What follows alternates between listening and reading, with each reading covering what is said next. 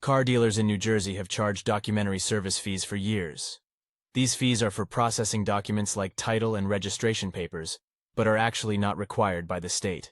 Documentary service fees are defined by the Department of Law and Public Safety as the preparation and processing of documents relating to the transfer of license plates, registration, or title, and other papers for the sale or lease of a motor vehicle.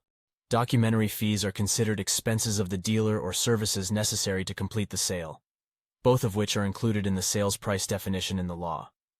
Deductions of costs relating to the sale, such as administrative expenses and charges for necessary services, are not allowed. Actual costs of title and registration fees imposed by the New Jersey Motor Vehicle Commission are not taxable. Extended warranties sold by the dealership are taxable.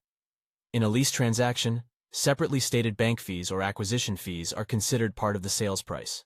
The law requires motor vehicle dealers to separately state the New Jersey sales tax on any sales slip, invoice, receipt, or other statement of the price provided to the customer in connection with the sale.